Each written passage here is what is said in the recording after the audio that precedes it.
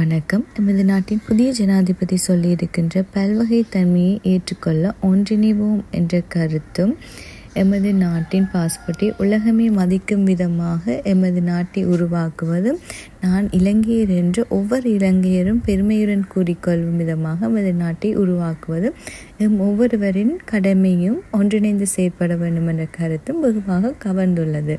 பல்வகை தகமையை ஏற்றுக்கொண்டு unity and diversity என்ற செயற்பாடுகளை நடைமுறைப்படுத்துகின்ற நாடுகள் அபிவிருத்தி அடைந்த நாடாகவும் வெற்றியடைந்த நாடாகவும் அனைத்து உலக மக்களும் விரும்பி வாழும் நாடாகவும் இருக்கின்றதை நடைமுறையில் அனுபவ ரீதியாகவும் நான் உணர்ந்துள்ளேன்.